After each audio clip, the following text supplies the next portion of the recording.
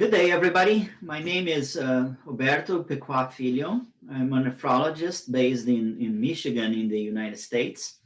And I have the pleasure to introduce this special session based on the KDIGO, Improving Global Outcomes. It is a great pleasure for me to be co-chairing with Drasko this session in name of KDIGO.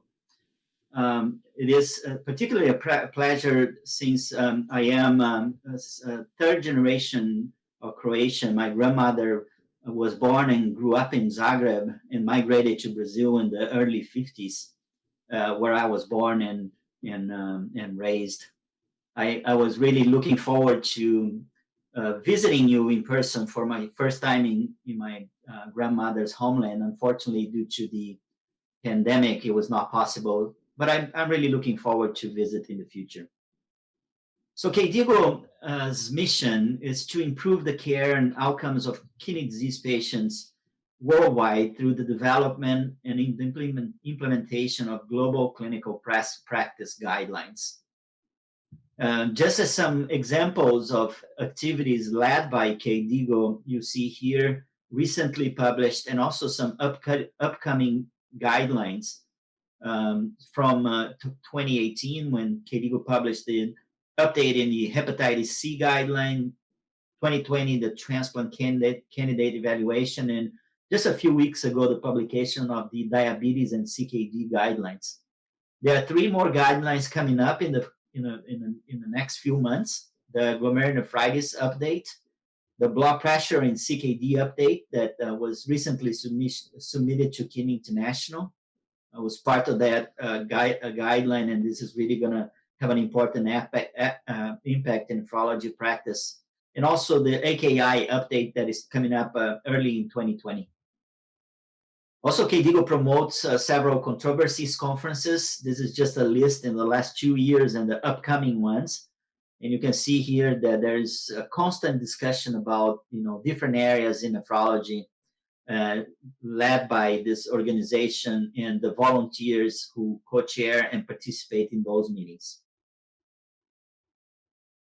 I think recently KDIGO has shifted into a focus on remote activities, obviously due to the current situation of the world and the travel restrictions. This is a list of all the activities that are available in the KDIGO portfolio nowadays. And to assess that, I invite everybody to visit the website, kdigo.org, and also follow KDIGO on social media to follow up the ongoing activities. And finally, download the KDIGO guideline app. It's a very interesting tool for you to have all of this information at your mobile devices. So I think, again, the opportunity of having this discussion, we have a very exciting session. And I'll pass to Drasko now to introduce our speakers. Drasko? Thank you, Roberto, and welcome, at least virtually, to Zagreb. So I'm very glad that we have 3 well-known speakers. First, Roberto, he's going to speak about diabetic kidney disease. After that, well-known, let me say, bone nephrologist, John Cunningham. He's going to speak about CKD MBD. After that, our guest from Berlin, Martin Kuhlmann, is going to speak about the dialysis indication, start of dialysis, and so on. And at the end, I will say a few words. Do we need new definition and classification of chronic kidney disease? So, Roberto, you are welcome.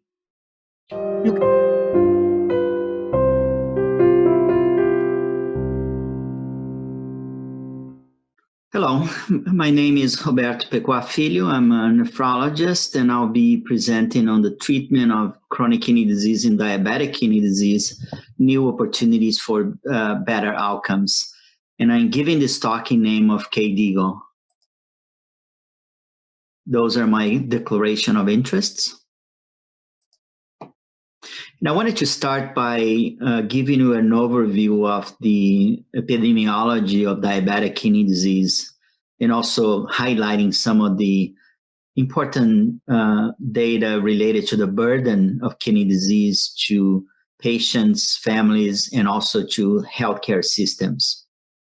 So you see here on top of the slide that there are 425 million patients expected to have diabetes nowadays, about a 50% increase projection by the year 2033.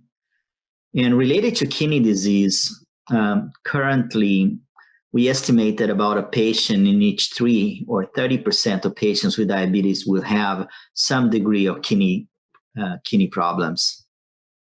The diabetic kidney disease has a huge impact in terms of cost for healthcare systems. One example is for the United States, about $25 billion are spent annually related to the treatment of diabetic kidney disease. And this is very similar in other countries, including countries of lower income. Also, if you take the more advanced kidney disease as an example, diabetes is the number one cause of chronic kidney disease in patients needing treatment of end-stage kidney disease with dialysis and transplantation. And this is a number that applies worldwide.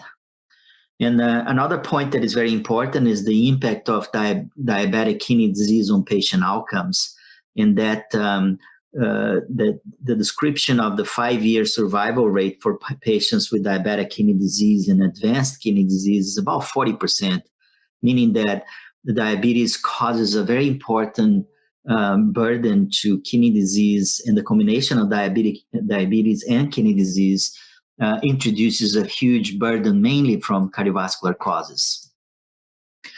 So before I go into the more current revisions of the guidelines on how to manage patients with kidney disease, I just wanted to show what a few months ago was really the current standard of care in terms of prevention and the reduction in diabetic kidney disease progression. So you have on top of the slides the non-pharmacological approach. So there is evidence that smoke cessation, programs of exercise and weight loss, and also the reduction in sodium intake are beneficial in reducing the progression of diabetic kidney disease. And when it comes to targets for treatment, I think the blood pressure control and also glycemic control are still extremely important in defining prognosis of patients with diabetes in terms of kidney disease.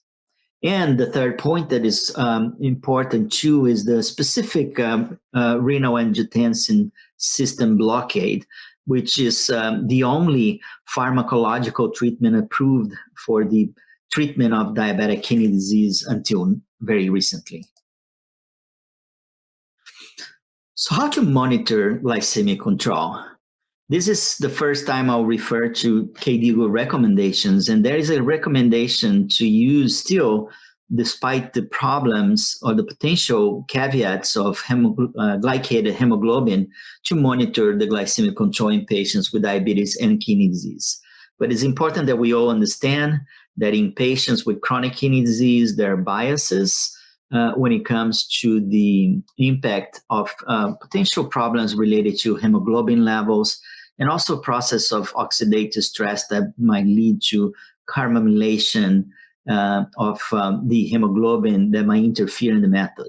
But that being said, still HbA1c is a marker recommended by the current guidelines published just 2 weeks ago by KDIGO as a way of monitoring and establishing targets for the management of diabetes in patients with kidney disease. Still related to targets, KDIGO has another recommendation that is important, and that is related to the recommendation that HbA1c should be individualized, and the targets should move according to patient characteristics. And you see here a list of points that are very important that will define if the HbA1c should be more on the lower level, like 6.5% in patients with less severe kidney disease, with less comorbidity, with a longer life expectancy, while patients with a more advanced kidney disease, higher risk of complications, and higher risk of hypoglycemia should be targeted to a higher level of HbA1c, all the way up to about 8%. So now when it comes to advances in the treatment of, in the pharmacological treatment of diabetic kidney disease, this is a slide that shows during the last 20 years, the important studies that were published that define the current therapy in terms of reducing the risk of progression of DKD. So you start with the landmark studies, IDNT and Renal, that really established the ACEs and ARBs as an important therapy to reduce the risk of DKD. Then in 2008 and 12, up to 2013, there were a bunch of disappointing results from trials that tried to intensify or target different ways the RAS inhibition system, like on-target with dual and VA nephron with dual blockade, like Altitude with the renin-specific inhibition. All these trials, they stopped earlier due to the higher risk of cardiovascular events in the DKD population.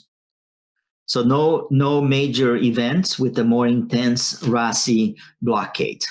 Also some trials that targeted other pathways like some macro or Beacon with bardoxolone also failed to prove to be an important therapeutic strategy due to higher risk of events. So really in 20 years after the development of the RASi blockade strategies, there's been no major new strategy that has been introduced in the treatment of the progression of DKD.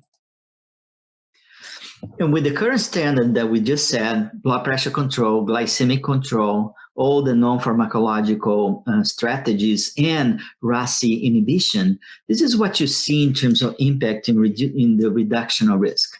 So if you take here, for instance, the 13-year follow-up in the STENO2 trial, what you see here is a very important risk reduction of 66% in terms of the risk of progression of kidney disease in the long term, which is very important when you introduce the treatment strategies that I just described. But please note here the residual risk. Even with all those strategies, about 25% of patients still progress to later stages of chronic kidney disease. And this residual risk is really a motivation for new treatment strategies. Here's an overview. This is a study published a few years ago that really looked at the many different treatment strategies that are being tested in phases 2 and 3 in clinical trials. And you see that several things are being tried, from anti-inflammatory strategies to different ways of RASi blockade to hypoglycemic agents and new treatment strategies to reduce blood pressure and glucose control.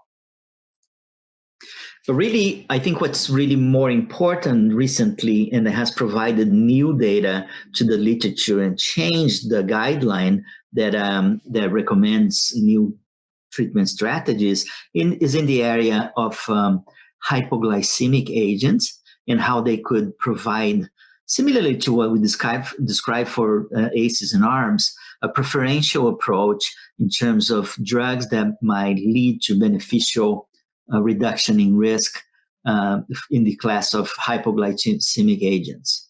And I think there are two areas that were important. One is the area of the GLP-1 agonists and the DPP-4 inhibitors, and also the SGLT2 inhibitors. So let's start with the DPP-4 current information available. So there was an expectation that DPP-4s might represent an important strategy to reduce risk in patients with kidney disease. But this is the result of the Carmelina trial. And the Carmelina trial actually showed that compared to placebo, linagliptin was actually not able to reduce the risk of progression to kidney disease. And I think with this data, we consider DPP-4 inhibitors a good drug because it's safe to be used in this population, but doesn't really provide additional benefits. Moving to the GLP-1 agonist, the LEADER trial actually captured a composite renal point as a secondary pre-established endpoint in the trial. And the composite renal endpoint in LEADER was a combination of macroalbuminuria development, doubling of serum creatinine, reaching ESKD or renal death. And you can see here that if you combine all these events, there was a significant reduction in the risk of kidney endpoints with the use of liraglutide compared to placebo. But when you look at the specific reduction in risk, you would see here that there was no major reduction in the doubling of serum creatinine or the need for renal replacement therapy. So the benefit you can see in liraglutide is actually driven by a reduction in albuminuria.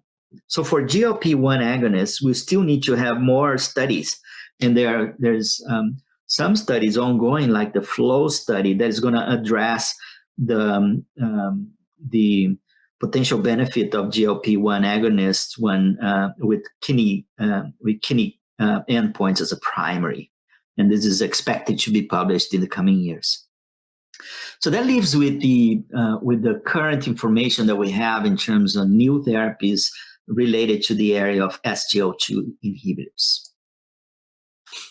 And in trials, in the SGLT2 inhibitor trials, the information is quite different and much more consistent nowadays.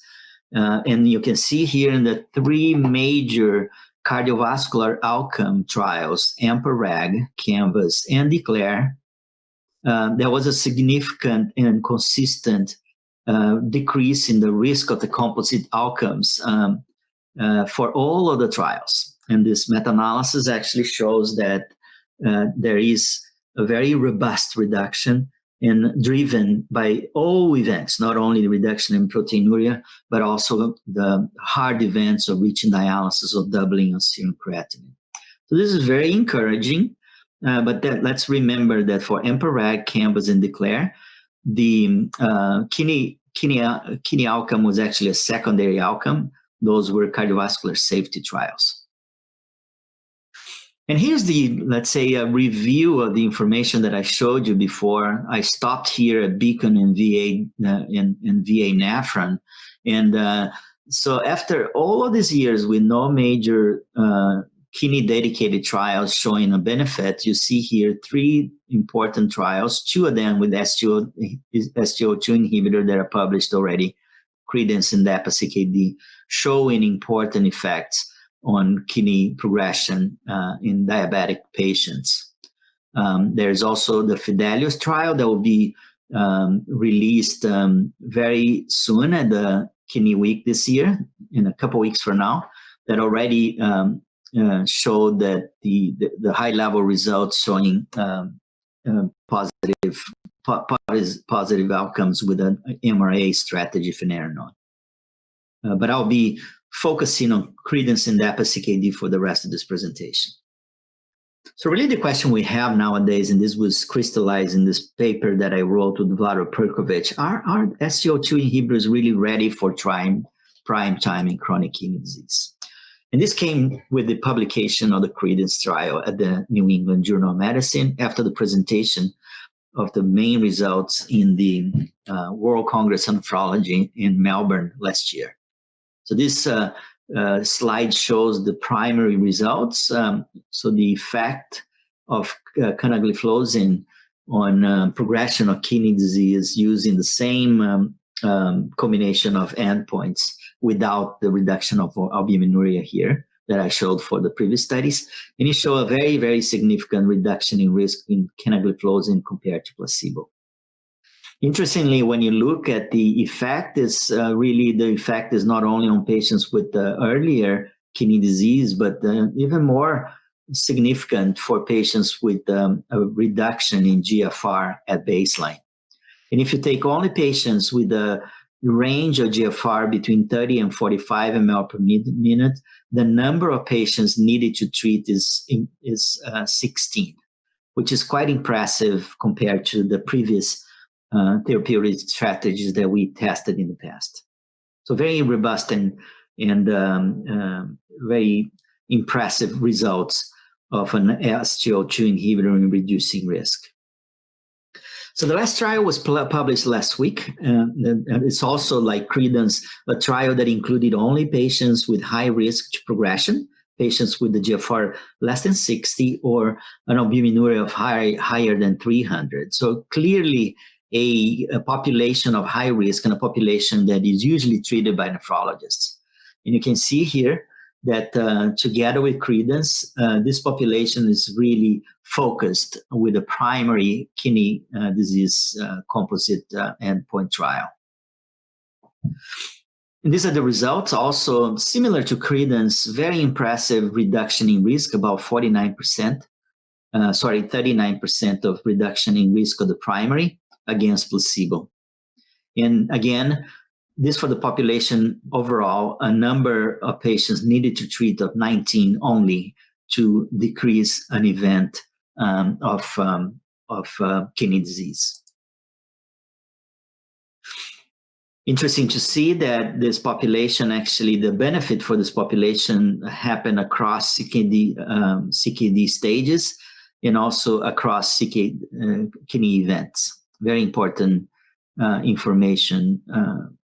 And an important thing about DAPA-CKD, different from Credence, is that this is not on the area of diabetes, but very important for the nephrology community, that there was a reduction risk in the 30% of patients without type 2 diabetes that were included in the trials, showing that SGLT2 inhibitor might be beneficial not only on diabetic patients, but also in non-diabetic CKD patients. So this is the current scenario, and this was captured by the revision of the guidelines. So the current standard of care stays like it was in terms of the non-pharmacological approach, but adds to the glycemic control two preferential agents that might be associated with benefit. SGLT2 inhibitors, especially because of the reduction in kidney events, and GLP-1 agonists that show that there was some signs of a reduction in kidney disease, but most importantly, that those agents, they might be important in reducing cardiovascular risk in this population.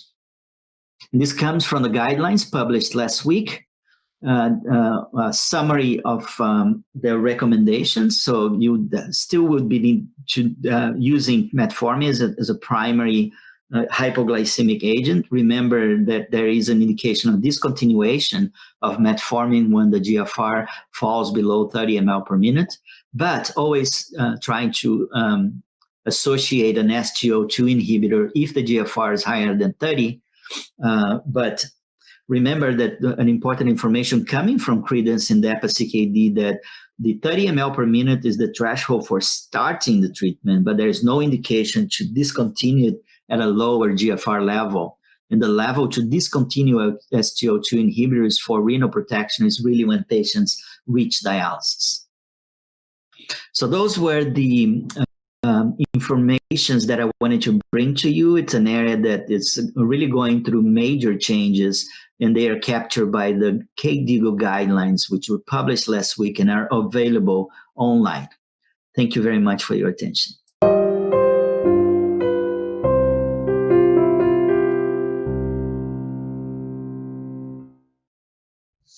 Good evening, and thank you very much for inviting me to participate in this interesting KDIGO session. In my presentation, I will focus on the initiation of dialysis, modality choice, access, and dialysis prescription. All these issues were discussed at a KDIGO controversies conference in January 2018 and published in Kidney International in 2019. Traditionally, dialysis adequacy was almost exclusively related to small solute clearance, expressed as KT/V, and ultrafiltration for volume control. Thus, hemodialysis was basically a one-size-fits-all treatment with very little variance in treatment time and frequency. Increasing dialysis dose beyond KT/V of 1.2 per treatment did not improve survival, as was shown by the HEMO trial in 2002. Increasing dialysis frequency had some positive effects on phosphate control, blood pressure, and left ventricular mass.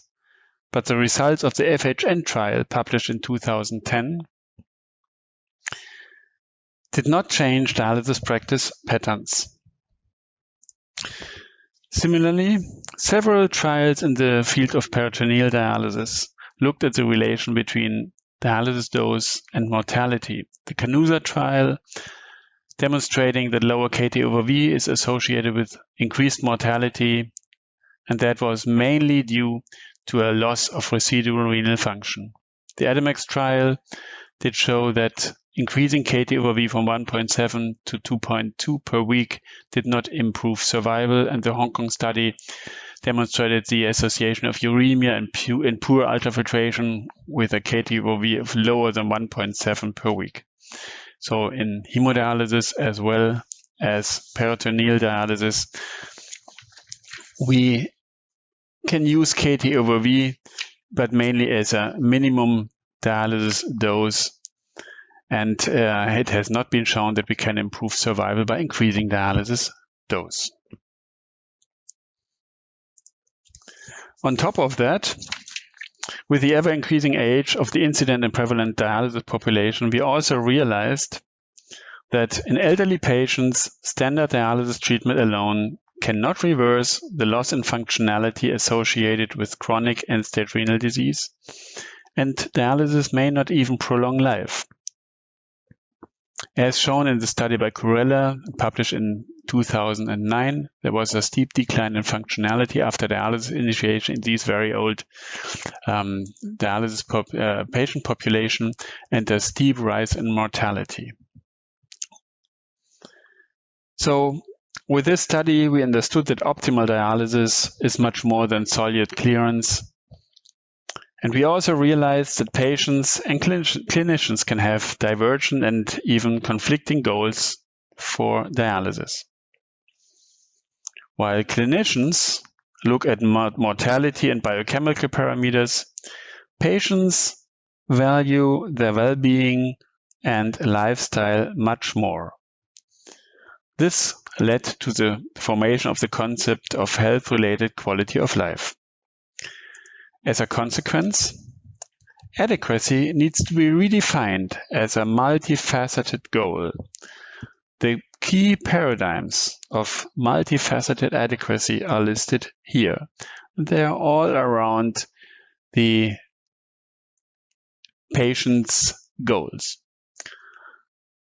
The keywords are patient-centered management, individualized personalized care, high-quality care, goal-directed dialysis, shared decision-making, and advanced care planning. All this is summarized in the so-called end-stage kidney disease life plan. The end-stage kidney disease life plan is a new concept which helps us to deal with patients better than with KT/V alone. The end-stage kidney disease life plan describes the continuum of care in end-stage renal disease, which starts early in later CKD stages when patients transgress into the end-stage renal disease phase, and patients are accompanied throughout the end of life. The end-stage kidney disease life plan thus includes the timing of dialysis initiation, the modality choices, dialysis access implementation, and dialysis treatment goals, all these issues that I will discuss in the next couple of minutes. The end-stage kidney disease life plan specifically considers the patient's current medical situation, their current and future life goals, their preferences, social support, functional status, as well as logistics and other practical feasibilities. It is based on ongoing discussions among the various stakeholders, as there are clinicians, patients, and care partners. Clinicians engage patients and care partners. They discuss prognosis and risk benefits for all options and clarifies prior discussions and documents. The patients need to discuss values, preferences, and goals of care, together with the care partner and the family. Decisions should be based on shared decision making and should be documented. And there should be access to advanced directives for all stakeholders. So the end-stage kidney disease life plan is very much like advanced care planning as we used to implement it for the end-of-life planning, but it should start much earlier, like in the later phase of CKD. And it should include the planning for the whole end-stage kidney disease period. Timing of dialysis initiation still is very difficult. It is recommended that GFR-based criteria should be used in combination with symptom-based criteria. However, GFR-based criteria are not decisive, and starting early has no benefit in regard of mortality, as was shown in the IDEAL trial. Symptoms are also difficult to differentiate, especially in a multimorbid aging population. Data from the Netherlands, on the left bottom, showed that with increasing patient age, it is more and more difficult to base decisions for dialysis initiation on symptoms. But dialysis initiation not only affects the patient, but also the caregiver, as shown in a study in 187 patients who initiated dialysis. The mean age was 75 years, and geriatric assessment, functional status, and caregiver burden were assessed. Within the first 6 months, 40% of these patients experienced a decline and a loss of more than one domain in functional status. 34% remained stable, only 18% improved, and 8% died. Interestingly, the prevalence of caregiver burden increased from 25 to 38%. So dialysis initiation in this study was associated with a loss of functionality and an increase in caregiver burden. This is hardly reflected in dialysis initiation decisions today. Today, dialysis initiation often depends on local resources, such as reimbursement policies, infrastructure, on incentives like economic or financial basis, on education. It may depend on dialysis modality and dialysis access, and in many cases it depends on nephrologist experience and on nephrologist decisions without discussing it extensively with the patient. With an end-stage kidney disease life plan, dialysis initiation should be individualized, and the decision should be based, of course, on age, comorbidities, and clinical course, but also, as discussed earlier, on advanced care planning. Advanced care planning should include shared decision-making. Shared decision-making should, on the one hand, ensure high-quality care. It should focus on the maintenance of quality of life of the patient and aim to minimize symptoms and treatment burden. Therefore, nephrologists have to understand patient and caregiver preferences, and together with the patient, goals of therapy need to be developed. The IDEAL trial has shown that in the absence of other indications, like symptoms, dialysis initiation may be delayed safely until GFR falls to less than 6 mL per minute. And this should be kept in mind. Of course, dialysis initiation does not mean it needs to be dialysis, but where appropriate, discussion of medical management without dialysis, such as supportive care and hospice care, should be offered. The end-stage kidney disease life plan concept also has quite an impact on modality choice. There's a broad spectrum of modalities that can be offered to a patient, starting from in-center hemodialysis or intermittent peritoneal dialysis to satellite or self-care hemodialysis, up to home-based therapies like home hemodialysis, APD, CAPD, assisted PD, and telemedicine-assisted PD. Actually, there are very few absolute contraindications for hemodialysis or peritoneal dialysis. For hemodialysis, it's mainly the absence of possible vascular access or prohibitive cardiovascular instability. For PD, it's obliteration of peritoneal cavity, catheter access not possible, or non-functional membrane. So most patients should be suitable for any of these therapies, and the choice of modality should be based on patient preferences, life goals, and treatment goals.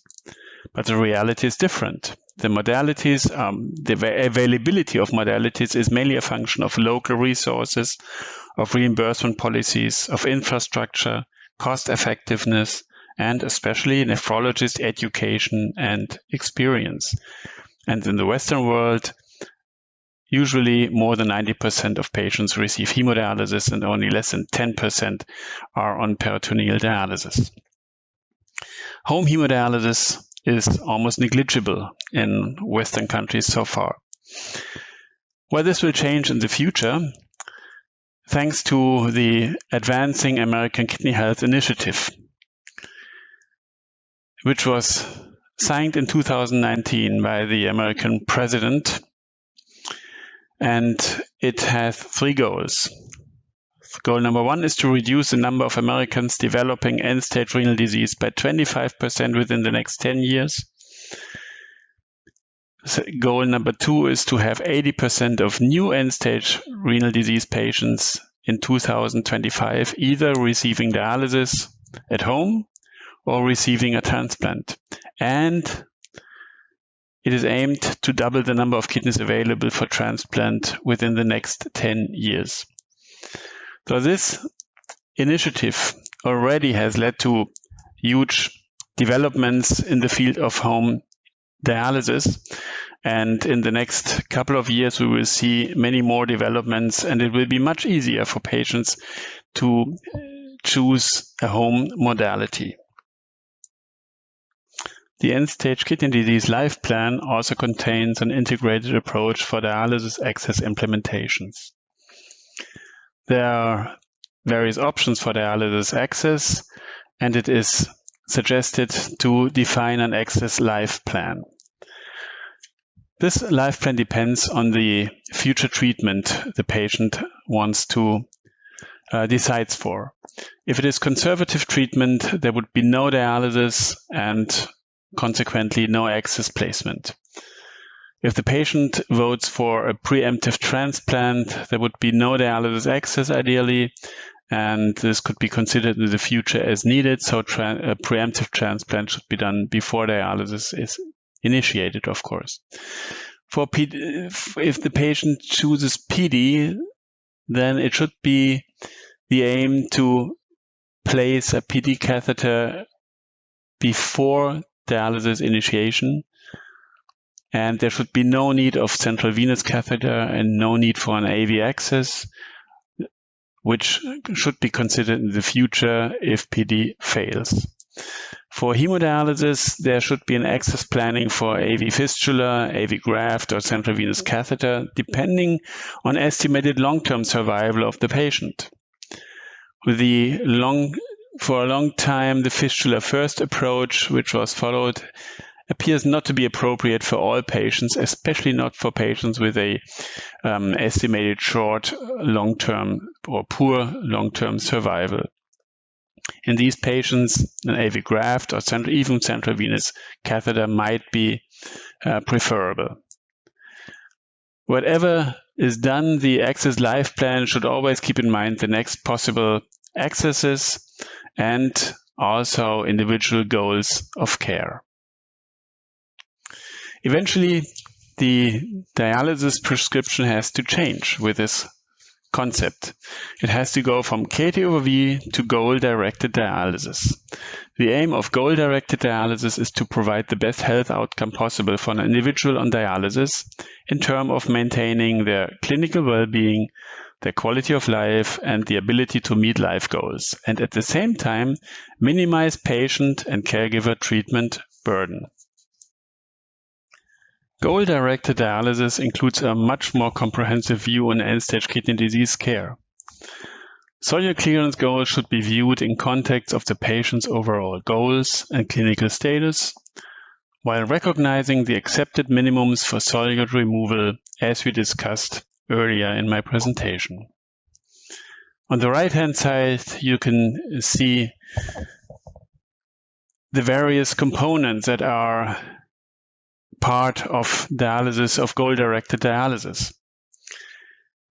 Some of the components are directly affected by the dialysis procedure, and these include small solute removal, electrolyte concentrations, volume status, and intradialytic symptoms, while other components are only indirectly affected by dialysis, including symptom burden, nutritional status, activity level, work capacity, and social engagement, or depression and anxiety.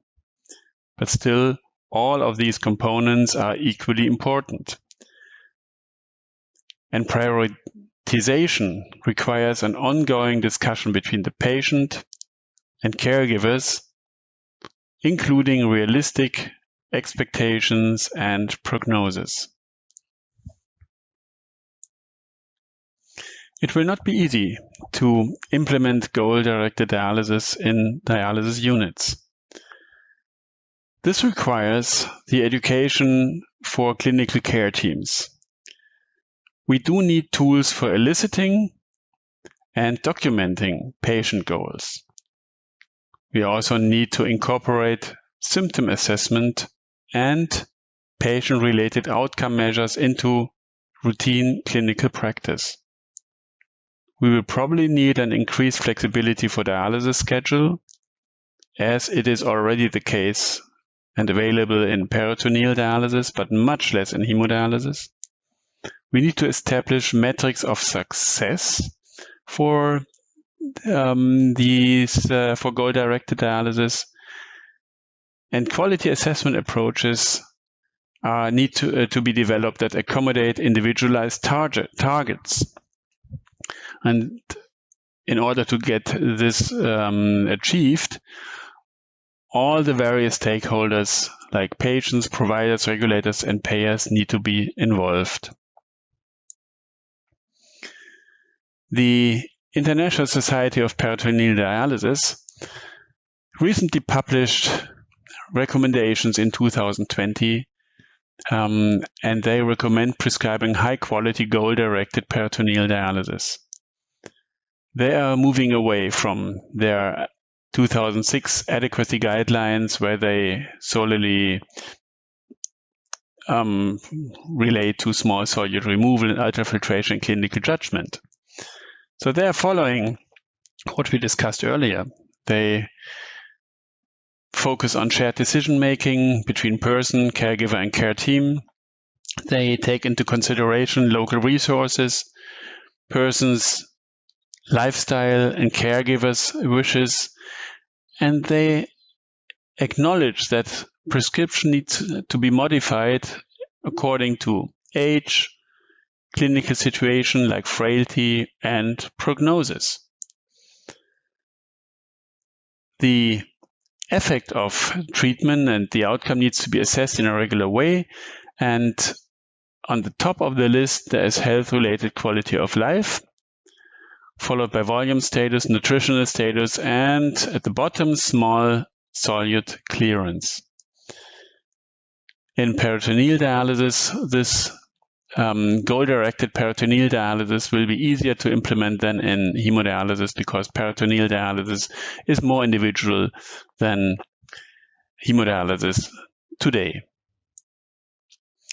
So let me conclude. The dialysis care is moving away from one-size-fits-all to more individualized and personalized dialysis care.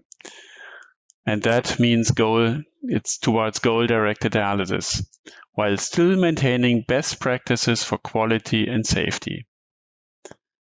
Identifying and achieving patient-centered goals is now recognized as an important component of dialysis care. And the basis of this is recognition of the continuum of care in end-stage renal disease and the application of advanced care planning, or so-called end-stage kidney disease life plan, into early discussions with our patients. Thank you very much for your attention.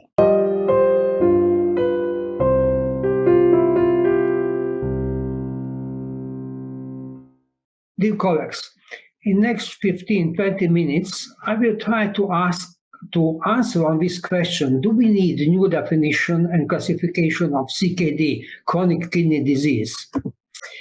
It is well known that chronic kidney disease is one of the biggest public health problems worldwide. Just a recent data about epidemiology. In 2017, the global prevalence of CKD was about 9%, more in females than males. And there is increase of global prevalence of CKD about 30% the last 27 years. CKD is also one of the leading causes of death worldwide. And also CKD results in a huge number of disability-adjusted life years.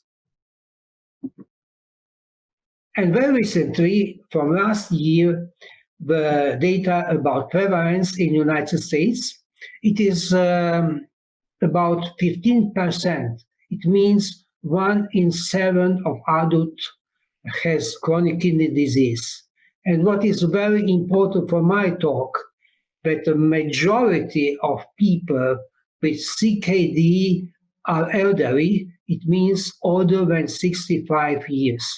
About 38% of people with chronic kidney disease are older than 65 years. First definition of chronic kidney disease was made by KDIGO already 18 years ago, and it is based on kidney damage and reduction of glomerular filtration rate for more than 3 months. At that time, it was classified in 5 stages based on glomerular filtration rate, and the threshold was 60 milliliter or less than 60 milliliter per minute. And the last version of definition is made by KDIGO 8 years ago, and it's defined as abnormalities of kidney structure and function for more than 3 months, with significant implications for health. And chronic kidney disease was classified by cause. What is very important, it is important if somebody has diabetic kidney disease or any other form of kidney disease, GFR category and albuminuria category. Nowadays, we have 18 stages, 6 stages based on glomerular filtration rate and 3 stages based on albuminuria level. Once again, fixed threshold was glomerular filtration rate less than 60 milliliter per minute. Why it is so? It is very simple. So we have only to remember one number, 60. Also in the biology, because it is a reduction of 50%, what we thought to be a normal value of glomerular filtration rate. Today we know that the normal mean value for young people is 106 to 107, something so. And what is very important for my talk, how diagnosis of CKD is made. In majority of young people is made on signs of kidney damage, on albuminuria, and in elderly it is made on reduction of glomerular filtration rate, in a lot of them without sign of kidney damage. Based on this, there is a lot of discussion, at least 5 or 6 years, about do we need age-adapted definition and classification of CKD. There is a lot of pro and contra arguments. When we are talking about age, first question is there any normal aging? If I have white hair, is it normal aging? Or, for example, loss of bone mass, loss of bone density in elderly, it is osteoporosis. It is not normal aging. What is with our kidneys? Is there any, let me say, normal kidney aging? Based on kidney biopsy in healthy living donors, the major signs of kidney aging is nephrosclerosis, and there are 4 elements of such nephrosclerosis, so age-related nephrosclerosis. It is glomerulosclerosis, focal or global, but not segmental. There is tubular atrophy, interstitial fibrosis, and arteriosclerosis. The density of non-sclerotic glomeruli decreases by about 7% per decade in normal, so-called normal kidney aging, and increases by about 14% of focal and globular sclerosis. Also, if we make a score based on the number of these 4 elements of nephrosclerosis, in majority of elderly people, they have one of or more elements of nephrosclerosis. Here is a conceptual model for how clinical characteristics are associated with glomerulosclerosis in, let me say, normal aging or with disease.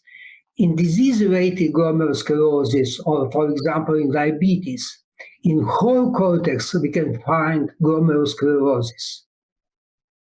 But in age-related glomerulosclerosis, the majority of glomeruli, sclerotic glomeruli are in upper part of cortex. And what is the result of such changes? It is a reduction of kidney volume by age, increase of medullary volume, and decrease volume of cortex. And after of 80 years old, there is also reduction of medullary volume. And at the end, the result is a reduction of glomerular filtration rate. And normal reduction of glomerular filtration rate based on such age-related changes of kidney is about 0.75 milliliter per minute. So there is also a functional difference between health aging and chronic kidney disease. There is a reduction in total glomerular filtration rate, number of nephrons. There is increase or stable single nephron glomerular filtration rate in normal aging, and increase in chronic kidney disease, and absent of any sign of kidney damage, particularly albuminuria, and very often present albuminuria in chronic kidney disease. Another very important marker of chronic kidney disease, and this threshold of 60 milliliter per or less than 60 milliliter per minute, is based also on morbidity and mortality risk. For this, very important is this study by CKD Prognosis Consortium. It is a big meta-analysis with more than 2 million of people, and with mean follow-up of bit less than 6 years. What they have found? First, they used a reference value of 80 milliliter per minute, And when they find in the 4 group of divided by age, that there is an increased mortality risk, particularly after 60 milliliter of, when the glomerular filtration rate is less than 60 milliliter of per minute. So it is why we have this threshold of 60 milliliter or less than 60 milliliter per minute. But is it so or not? Here is a very similar meta-analysis based on the same group, so the same results. But this group by Danish and colleagues from Mayo Clinic, they use different reference value, different in different age group. And the reference value was connected with the low risk of mortality. So the reference value in younger populations between 18 and 54 years was 150. And what they have observed increased mortality risk when glomerular filtration rate is less than 75. In a group of 55 to 64, with reference value of about 90 milliliter per minute, they find increased risk when the glomerular filtration rate is less than 60. And in very elderly, they find increased risk of mortality when glomerular filtration rate is less than 45.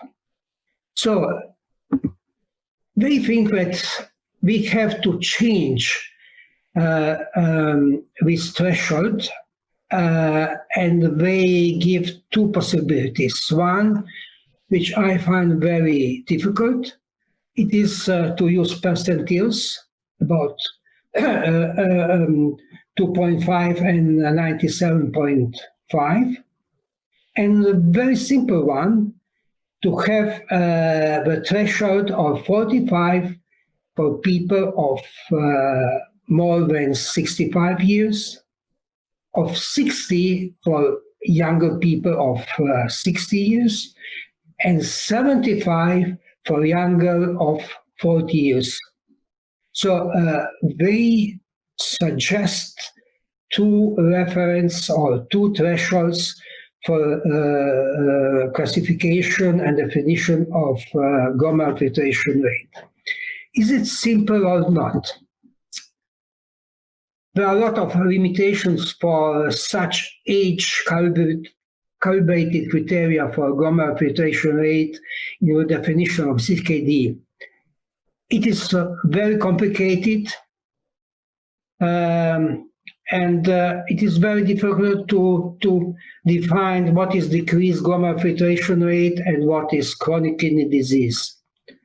It does not adequately inform us about treatment recommendation, because it is not based only on glomerular filtration level, but also on some other data. And also from patients' point of view, they don't care if it is decreased glomerular filtration rate or it is kidney disease. For them, it is important what is underlying cause, what is prognosis, and what is complications. So the answer on my question, do we need new definition and classification of CKD? I think at this moment, no, or not yet. We need more data to have new definition and classification. And what is my opinion?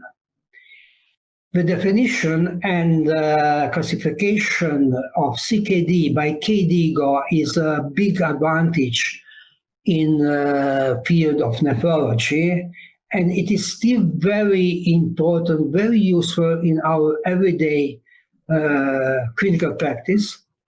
and also very helpful in our discussion with our health authorities when we have to explain them how important is chronic kidney disease. In my opinion, more important problem could be underdiagnosis, chronic kidney disease in younger individuals, in younger people. So if a threshold is 60 and somebody is, let me say, 35 years old and he has glomerular filtration of 65, is it or not chronic kidney disease? Also, for elderly, in my opinion, is if they don't have any other sign of chronic kidney disease, it is very important to take care if they have less glomerular filtration rate of 60 milliliters per minute, because they are in increased risk of acute kidney injury. There is increased risk of side effects of many drugs, contrast agents, and so on. At the end, I think that this classification and diagnosis is very good, but we need personalized approach to all of our patients. Thank you for your attention.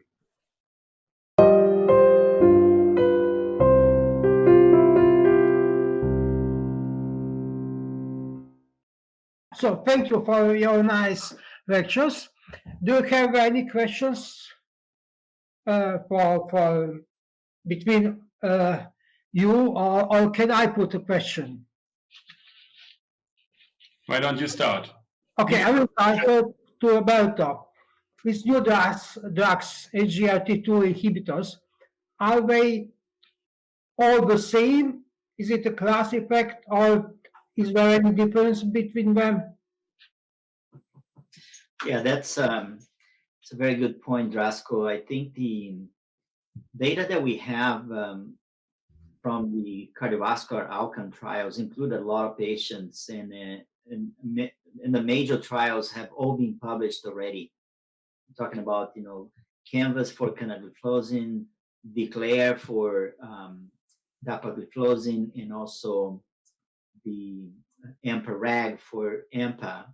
And the secondary outcomes related to kidney disease, they are very similar in terms of the risk reduction, and also the behavior in terms of albuminuria reduction are quite similar in magnitude and time of onset. Also, the safety data, it's very similar, including longer-term data from canagliflozin that now seems to show a very, very similar safety profile to the other ones. So I do really think that the data that we have so far, both from this cardiovascular outcome trials, but also the kidney-specific trials like Credence and DAPA-CKD that we do have, at least for 2 drugs, and the third drug, AMPA, will have kidney-specific results coming up in about a year from now. They also point to the same thing. So I am, at the moment, I am convinced that this is a class effect, and that reflects on the way that KDIGO recommends SGLT2 inhibition in diabetic kidney disease. So there's no mention to using one drug or the other. So the guidelines actually clearly say that you should use an SGLT2 inhibitor without the definition of which one. Thank you. May I ask a question here, offer a comment? One is that it seems to me very unlikely there'll ever be any comparative studies between the SGLT2 inhibitors. The manufacturers, I think, would not be interested in spending money on that. And it may be that it's not worth doing it because the differences are likely to be pretty small. Question I have, again, though, for Roberto, is the matter of not initiating SGLT2 inhibitor when the GFR is below 30, yet continuing with it when the GFR falls through 30 to lower levels. On the face of it, to me, that seems completely illogical. If there's benefit, if there's thought to be benefit when the GFR goes down through 30 to lower levels, why should we not introduce the agents when we first see a patient who's got a GFR, say, of 20 or 25? Yeah, I think we're starting to understand the ideal thresholds for initiation and the safety for its use in very low GFR because of the publications of the studies that really are focused on this population.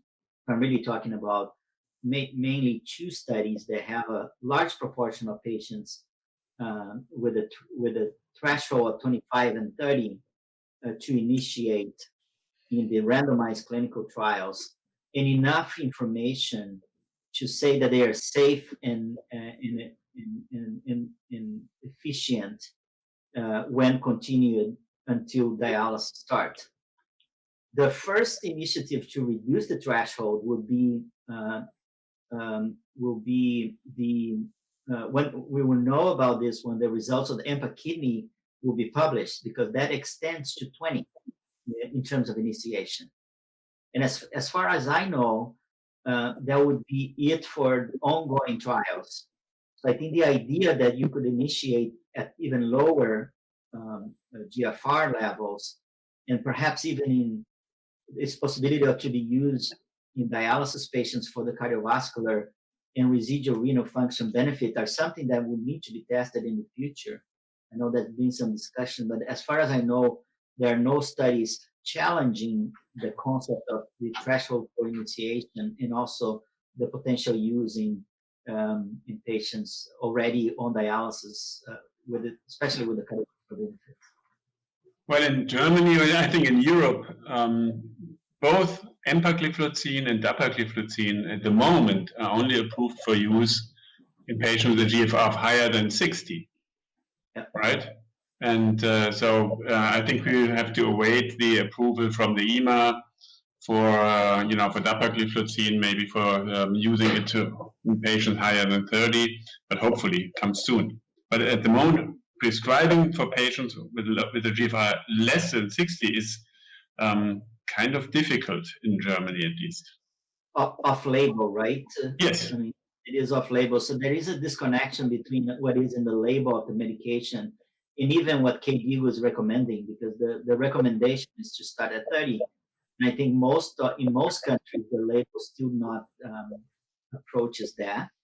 And I think even in some countries, the heart failure indication, even without diabetes, the recommendations are going down because of EMPA, DAPA heart failure, EMPEROR heart failure, with the inclusion criteria being as low as 25.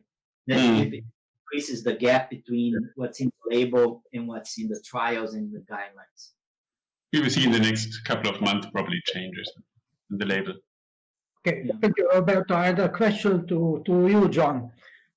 You didn't mention vitamin D and polycarbonates, so analog vitamin D. Is there any room for such drugs? Or even more, what do you think about the combination of vitamin D and calcium mimetics?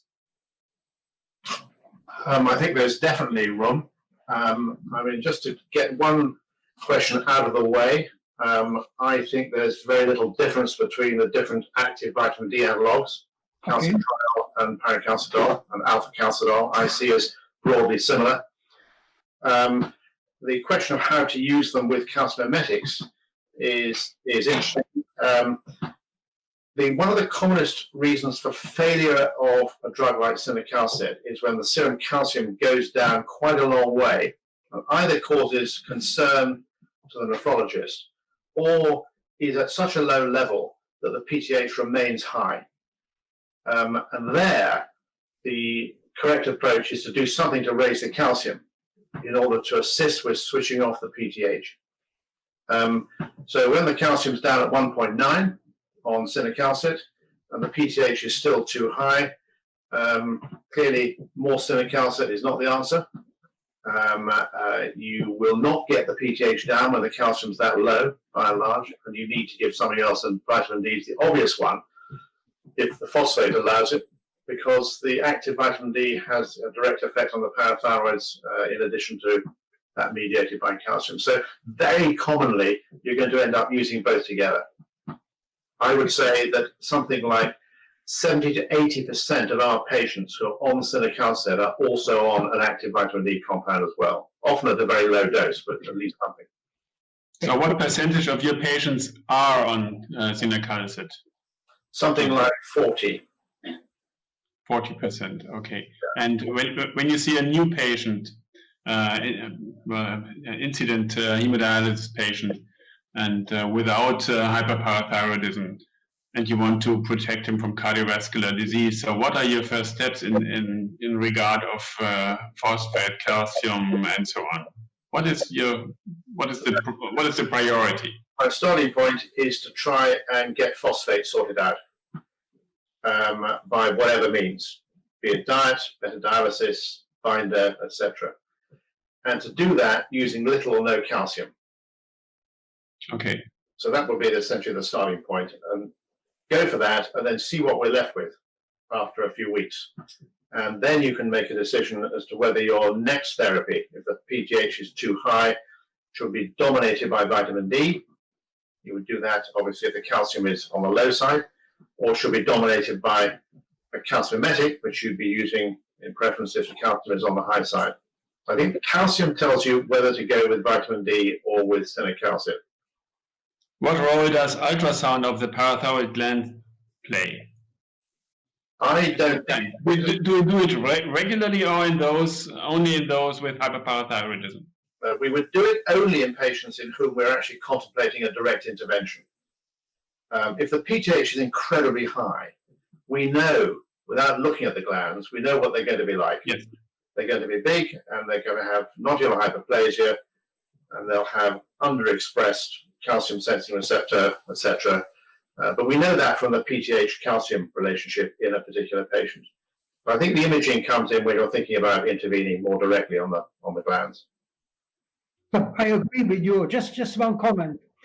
Ultrasound is very useful. If you have very big glands, then it is too expensive to give calcimimetics, vitamin D analogs. You can proceed to PTX, to thyroid surgery. So there will be no effect if they are very big. Do you agree with me? Or? So you're saying that if you do an ultrasound and you have very big gland, very high volume, then there's no effect of any drug. Yeah, I agree, but I think you more or less know that just from looking at the level of the PTH and the calcium. And so I think as an addition to looking at the biochemistry, fine. I mean, if you're in Japan, for example, then you have another therapeutic option, which is to inject directly. Now there, clearly imaging is critical, both not just in terms of the injection procedure, but in terms of identifying the patients who are suitable. And a question to you, Martin. Here in Croatia, the majority hemodialysis patients are in hospital centers. There are just few out of the hospital. And in my mind, what I think that the future of hemodialysis is home hemodialysis, or as you call it, satellite units, so out of the hospital. What is your opinion or experience in Germany? Well, in Germany, it's just the opposite. We have 90% of the patients, more than 90%, in private centers or in kind of industrial centers. Outside of the hospital, there's a very small percentage, like 5 to 10%, in hospital-based units. Satellite units, I think each of the private units, they do have satellite units, but I think what we're doing is this self-care dialysis is very few patients. It used to be much more, I think, typical some 2 or 3 decades ago. But with the aging population, I think there are very few that do self-care. I agree with you that home-based therapy will be, of course, should be the future. And, as I pointed out, I think we have to learn from PD. With PD, for many years already, we are much more individualizing our therapies, from frequency, from time intervals between the exchanges. And so the patient is is involved much more in dialysis decisions than in hemodialysis. So I think what we'll see is a change in that way. So thank you. Do you have any question, very quick one or very hot one? Well, I like, Okay. Drasko, I like your talk, and I think it's very important to think about the CKD stages and thresholds. I think we could probably have a long discussion on whether it makes sense to lower the threshold in the younger, or to increase it in the younger population, and to decrease it in the very elderly population. But still, I think it makes sense to follow this CKD classification, and so even a patient with a, if it's not renal failure or kidney insufficiency, so it's still defined kidney disease, even if the GFR is 80 or 90, stages 1 and 2. So I think it's important to point that out to the patients. But I agree, probably in the future, I would probably say we would need a kind of age-adjusted definition of CKD. In my patients, when I see a patient, elderly patient, 80 years old, with a eGFR of 50 or 55, then I start calculating. I tell him, when you were young, it was 100. Starting from 40, it decreases by 0.5 or 1 ml per year. So you are 80 years, so it's 40 years after being 40. So between 60 and 75 should be the normal. Okay, and so your degree of kidney function is kind of 60-75% of the age-adjusted normal in your case. So that's the way I discuss these values, because otherwise, patients get very nervous, and many of those don't have a rapid decline in kidney function. Yeah, I agree with you. So, my friends, thank you very much for your excellent talks. And sorry that you were not able to come to Zagreb, or better to say to Šibenik, probably in the future. So, all the best, and take care of yourself. Yes. Okay. Thank you, everyone. Thank you. Nice to talk to you all.